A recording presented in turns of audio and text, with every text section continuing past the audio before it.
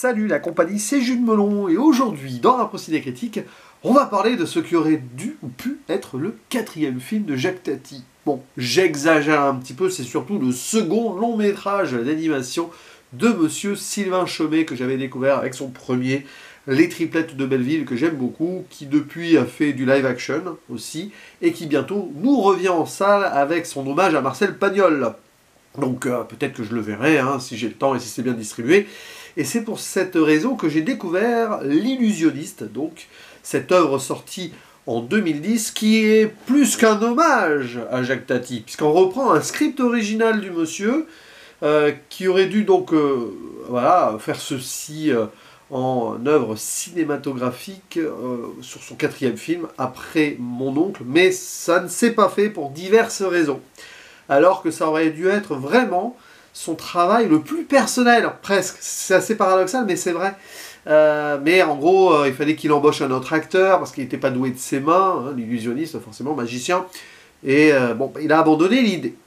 Et donc, Sylvain Chomet a récupéré les droits. Alors, apparemment, il y a eu une petite polémique sur les descendants de Jacques Tati. Il y avait déjà eu une polémique sur les Triplettes de Belleville. Bon, c'est pas grave, on va mettre ça de côté. Et donc, il s'agit, et comme souvent chez Sylvain Chomet, de ce que j'ai vu, aussi son court-métrage, Les Dames et le Pigeon, là, les pigeons, bon, bref, c'est très sympathique aussi.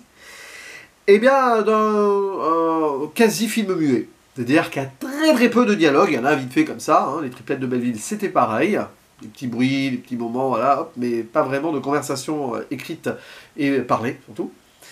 Et on va suivre l'histoire d'un certain Tati Chef. C'est le vrai nom de Jacques Tati, donc c'est Jacques Tati, si on veut, dans un monde parallèle où il n'aurait pas été cinéaste, mais illusionniste, magicien. Ça commence à la fin des années 50, visiblement il est assez réputé, il a son spectacle en tête d'affiche dans un musical, voilà, sachant que vers cette époque-là, je crois, après Mon Oncle ou avant, ou après, dans ces eaux-là, Tati a fait une petite parenthèse, donc à l'Olympia notamment, où il avait remplacé Edith Piaf, et à un moment dans le film, on sent qu'il se fait un peu remplacer par une chanteuse un peu à la Edith Piaf, c'est au début, c'est très amusant. Donc, ce magicien commence à être sur le déclin. Enfin, il va vivre son déclin. Il va d'abord se faire un petit peu dégager de ce musical, car il a un lapin récalcitrant dans son chapeau, qui pose un léger souci. Le boss, finalement, lui dit au revoir, il le remercie. Et il sent qu'il n'a plus trop sa place dans ce giron du spectacle parisien. Que fait-il? Il prend le train. Bon, d'abord, le ferry, oui, le train, le ferry, et encore le train. Beaucoup d'histoires de déplacement dans le film aussi. Vers le Royaume-Uni. Et il passe devant l'usine qu'on peut retrouver sur la pochette de Animals de Pink Floyd. D'ailleurs, Chomet est très très très bon pour caractériser les lieux où on se trouve. Évidemment, avec des monuments, des ambiances. Et ça, c'est très fort. Et à Londres, il a du mal à faire sa place, puisque sur place, c'est une autre culture, certes, mais aussi, le temps passe, les choses évoluent, il y a une sorte de groupe très pop-rock qui a le vent en poupe, Beatles, Elvis, tout ça mélangé de tout ça, bien sûr, les Britons, je crois. Et une fois que le spectacle est passé, avec les fans dans tous les sens, lui, quand il fait le sien, il n'y a plus personne. Ce n'est 2 personnes, justement, dans la salle. Et bon, la magie ne fait plus rêver. Un petit peu aussi le message du film, là. Et après, de fil en aiguille, après avoir fait un petit spectacle, lors d'une réception en plein air, il y a un vieil écossais, un écossais d'un certain âge, mais pas trop âgé non plus, totalement enivré d'alcool, qui aime bien l'idée que cet illusionniste crée des verres de vin, et il va lui donner une adresse pour qu'il puisse aller en Écosse. Et dans un vieux pub très écossais, tout ça, évidemment, on a les kilts, on a tout ce que vous voulez, où il va essayer de se faire sa place. C'est pas forcément évident non plus, mais là-bas, il va y rencontrer une jeune serveuse domestique, donc dans cet endroit, qui est probablement adolescente. Et celle-ci va s'attacher à Tati Chef, parce que, visiblement, elle aime la magie, elle croit que la magie existe. Donc, lui, il la prend sous son aile. Relation étrange qui se met en place, n'y voyez rien de malsain, père de substitution, ou oncle, c'est mon oncle, voilà, ok. Et bon, finalement, ensemble, ils vont tenter une aventure. Enfin, ils vont vers la ville à la plus proche, je pense que c'est Edinburgh, hein, vous pouvez prononcer ceci à la française. Et là-bas, ils vont tenter de vivre une existence en cohabitation. Voilà. Tati Chef continuant de donner ses spectacles. Alors, il débarque dans un hôtel avec plein d'autres artistes comme cela. Il y a des acrobates très sympathiques, un clown très très triste. La déprime du temps qui passe ils sont plus trop à leur place, hein. C'est un petit peu la thématique du film. C'est très Chaumet, ça, qui regarde souvent vers le passé avec une forme de nostalgie et qui constate les choses. On peut toujours critiquer cette idée-là, mais c'est son approche du cinéma et de l'art. Et voilà, il y a plein de gens. Évidemment, là, le temps va vraiment passer et on se pose enfin. Edinburgh. J'ai du mal à le prononcer à la française. Donc, on va le dire comme ça. Et là-bas, oui, une fois qu'on est posé, ce film est une vitrine sur le temps qui passe et sur le monde autour. Parce qu'il y a beaucoup de jeux derrière les miroirs, derrière les fenêtres, pardon, et les vitrines ou fenêtres vers l'extérieur. Enfin, ça se voit, c'est évident. C'est même un film justement qui surcadre les choses, avec aussi des postes de télévision, pour faire une sorte de spectacle dans le spectacle de la vie et du temps qui passe, nous, dans ce spectacle d'animation. Toujours très très bien léché, la force du film, c'est évidemment ce cachet-là. Si vous avez aimé Les Tripettes de Belleville, c'est un peu moins excentrique quand même, mais dans la patine et la charte graphique, on y est. C'est vrai qu'il prend un peu moins de risques, entre guillemets, mais il pose les choses aussi. C'est plus réaliste. Triplette de Belleville, il y avait un côté uchronie décalée, une aventure, une action, quelque chose d'assez palpitant. Là, c'est vraiment quelque chose qui se pose et qui réfléchit sur les choses. Ce qui est à la fois une très bonne idée et aussi un peu le risque. Par contre, évidemment, si vous vous laissez emporté par une forme de nostalgie et que vous êtes fan du cinéma de Tati, vous y retrouverez des choses passionnantes. Oh, et évidemment, il y a une référence à mon oncle à un moment. Bon, vraiment, il y a deux Tati dans cette réalité. Enfin, ou alors c'est son frère caché. Je ne sais pas. Et ouais, ça peut. Pour moi, c'est un peu la limite aussi, parce qu'on ne sait pas si on est vraiment dans un hommage ou une sorte de réinjection par inspiration forte. Vous voyez, c'est vraiment d'ailleurs cette idée-là. Ça aurait pu être plus assumé en forme de biopic alternatif finalement, mais il y a la patte Chaumet, mais pas trop par rapport aux Tripettes de Belleville, on sent qu'il se retient.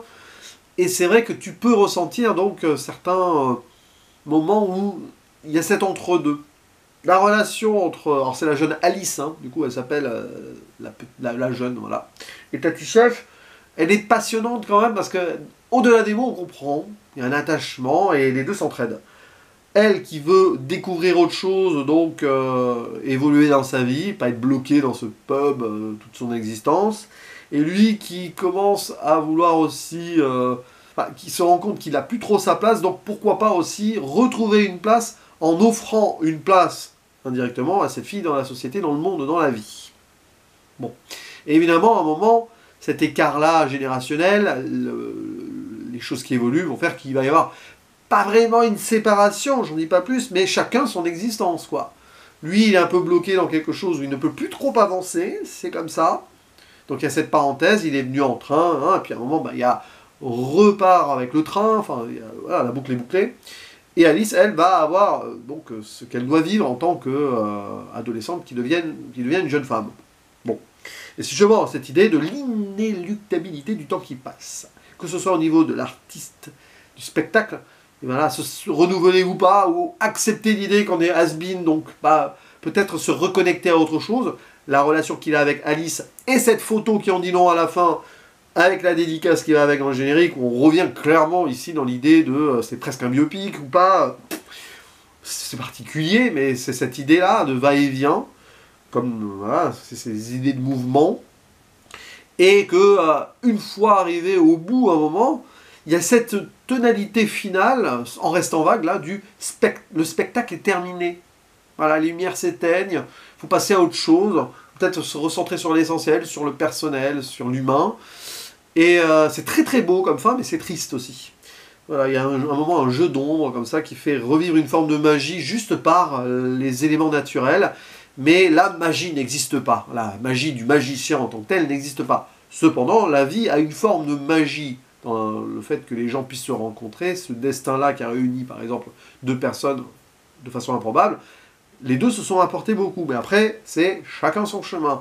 Il y a cette idée-là, et ça c'est très chômé, parce qu'à la fin des triplettes de Belleville, à toute fin, c'est très particulier quand même. Hein. Il y a cette idée de relation, c'est intéressant aussi, des générations qui vont... l'une va tout donner pour l'autre, pour que l'autre puisse évoluer et avoir sa vie. Il y a cette idée-là. Mais oui, il y a ce regard derrière, mais là, à la fin du film, il y a un regard vers « et après ?» Qu'est-ce qu'il y a après? C'est pas parce que les lumières s'éteignent que tout se termine. Non, non.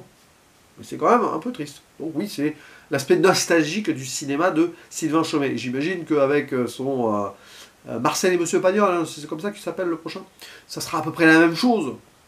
Hein. Ça sera intéressant de voir d'ailleurs comment il traite dans ce film, que j'ai pas vu, j'ai eu aucun écho dessus particulier, du cinéma muet qui devient le cinéma parlant, parce que Pagnol, ça a été quand même celui qui a pris en main le cinéma parlant. Donc j'imagine que ça sera plus bavard au niveau dialogue et tout, que ces films-là, donc les triplettes de Belleville ou les illusionnistes. On va voir comment il va transitionner cela, à moins qu'ils prennent ce contre-pied. Voilà, je ne sais pas.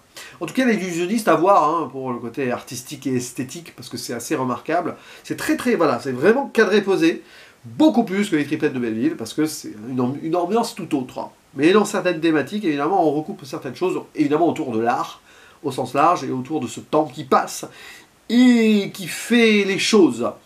Et qui n'est pas forcément toujours vu d'un œil très positif de la part de Sylvain Chomet. Et c'est très étrange parce qu'il y a peut-être un contrepoint avec le cinéma de Tati qui regardait cela de façon particulière, mais qui utilisait de façon, dans le rythme et tout, aussi les nouvelles technologies, enfin l'évolution autour. Là, non, il pose Chomet. Bon.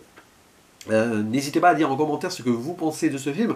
Est-ce selon vous un magnifique hommage, voire une continuation respectable de l'œuvre de Jacques Tati? Parce que ça peut diviser. Et puis après, en tant qu'œuvre à part entière, si vous avez apprécié ou non, on en discute en commentaire. Et je vous dis à la prochaine. Ciao!